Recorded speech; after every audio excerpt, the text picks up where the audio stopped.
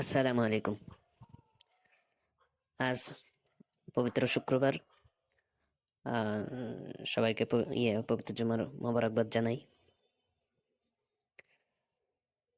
আজ হচ্ছে আগামী সপ্তাহের জন্য আহ, আপনাদেরকে জানিয়েছিলাম যে কয়েকটি সম্ভাবনাময় শেয়ার নিয়ে আলোচনা করব।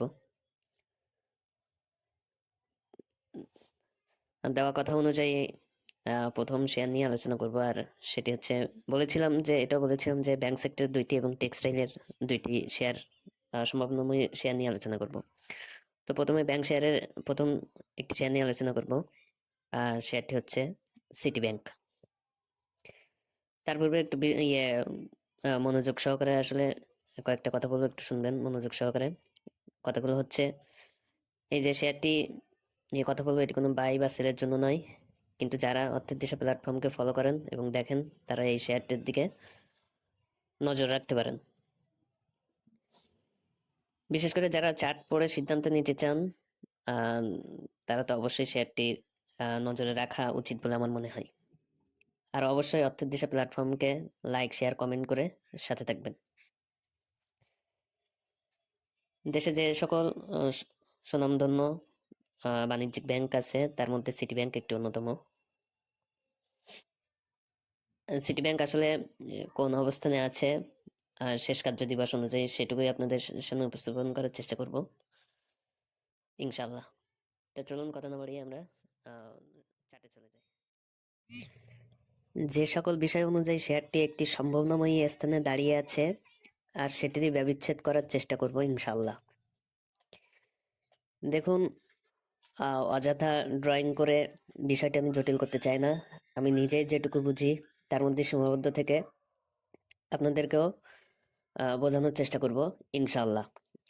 কোথায়, মানে কোন বিষয়টি নিয়ে বলেছি আসলে শেয়ারটি একটি সম্ভাবনাময় স্থানে দাঁড়িয়ে আছে। শেয়ারটি আমি পূর্বেই যে সকল বিষয়ে আসলে আমার কাছে সম্ভাবনাময়ী হয়ে মনে হয়েছে, সেগুলো আমি চার্টে পূর্বে এঁকে রেখেছি। এখন সেগুলো আসলে বিশ্লেষণ করবো, আসলে আমি কি জন্য বলেছি যে আসলে শেয়ারটি সম্ভাবনাময়ী।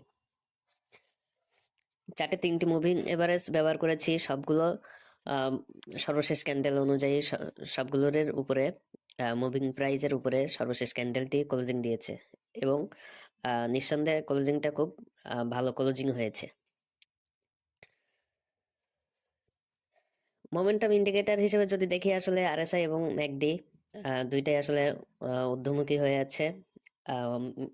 ম্যাকডি দেখতে পাচ্ছেন যে জিরো লাইনের উপরে যাওয়ার দ্বারপ্রান্তে আছে, আর আরএসআই ইতিমধ্যেই একটা মোমেন্টাম অবস্থানে পৌঁছেছে।